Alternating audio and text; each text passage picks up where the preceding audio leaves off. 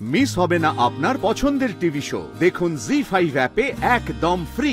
মা মানছি বাড়িটা অনেক বড়, এখানে গ্যাস নেই, গিজার নেই, এভাবে কি থাকা সম্ভব? মা গিন্নি, তোমার বৌমাদের বলো এই বাড়িতে থাকতে হলে এভাবেই থাকতে হবে। ও দাদু, দাদু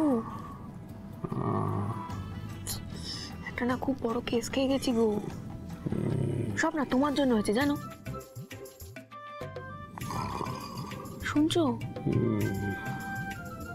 মা চণ্ডীর কৃপা ছিল বলে বেঁচে গেছি, যত হয়ে যেত আজকে আমার। কি হু করছো বলো তো? শোনো না, কেস খেলে আমাকে বাঁচিয়ে নিও। হ্যাঁ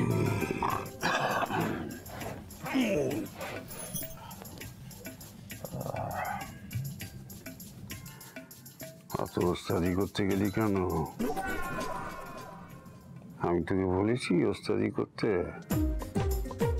বেশি ওস্তাদি করতে গেলে ওই রকমই হয়। যা বাবা, তোমার জন্যই করতে গেলে আমার তুমি কেস খাইয়ে দিচ্ছ। যার জন্য করি চুরি সেই বলে চোর।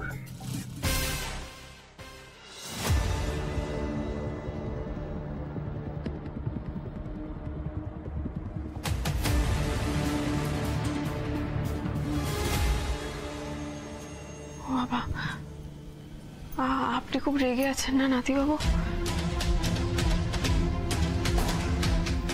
মিথ্যের আশ্রয় নিয়ে ভূত সেজে এতগুলো ছেলে মেয়েকে ভয় দেখিয়েছো, যার জন্য তারা বাড়ি থেকে পালিয়ে গেল। এতে আলটিমেটলি কোনো লাভ হলো জোনাকি বিশ্বাস? না না, মানে দাদু তো এটা একটা লার্নিং জোনাকি বিশ্বাস।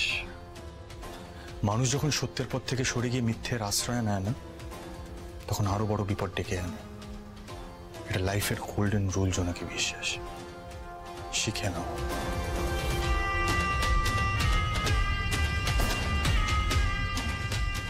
আমিও তো আমার জীবনের সত্যিটাকে লুকিয়ে মিথ্যের আশ্রয় নিয়েছি।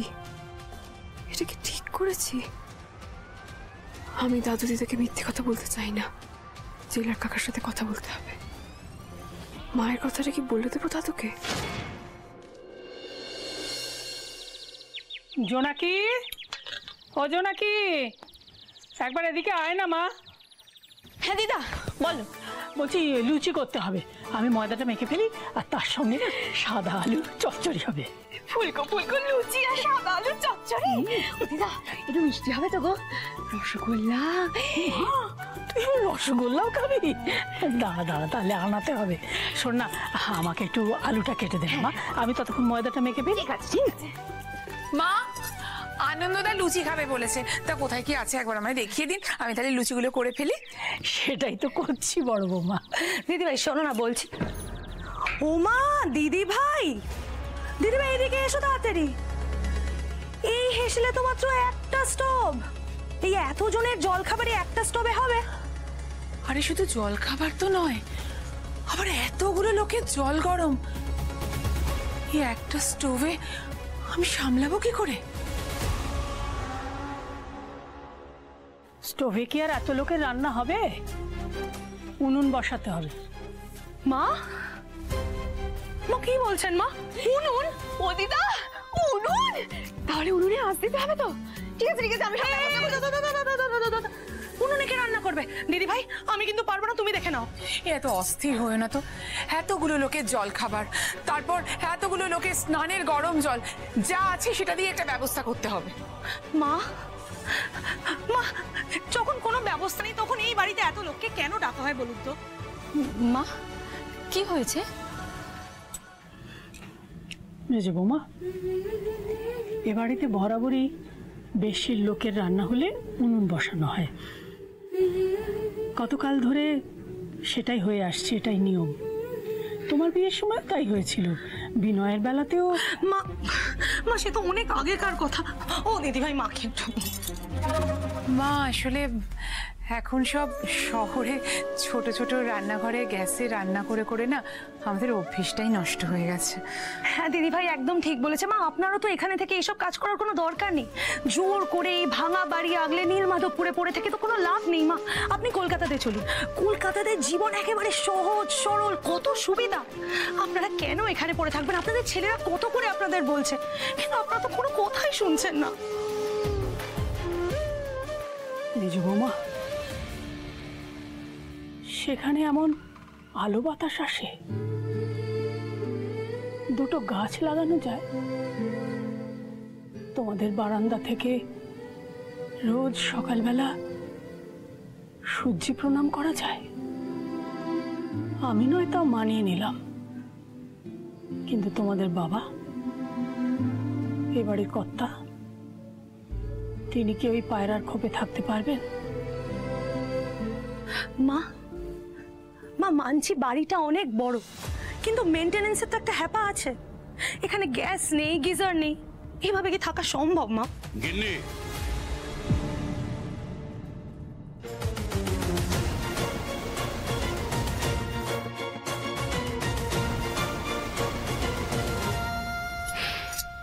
ব্যাস নুন কেসে আঁচ লেগে গেল, দাও দাও করে চলবে।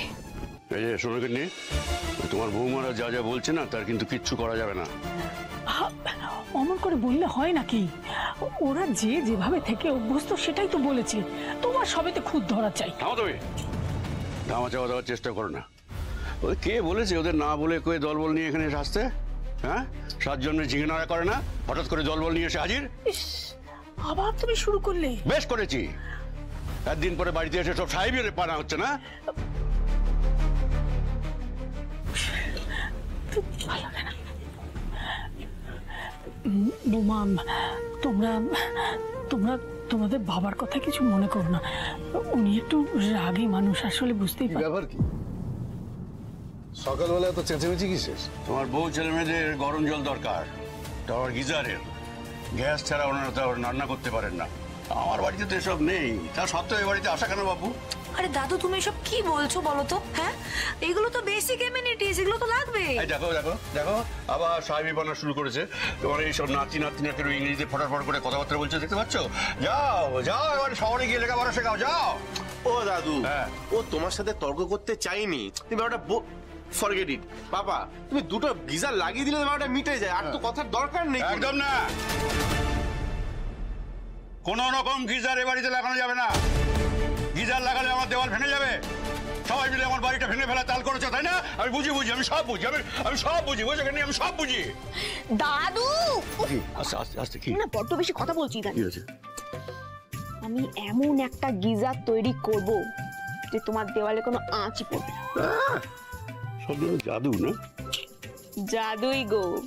তুমি তো বলেছিলে পুজো হবে না, হলো তো, এটা হবে, দেখো না। গতকালের মতো এরকম অবস্থা দিবেও না, বুঝছো?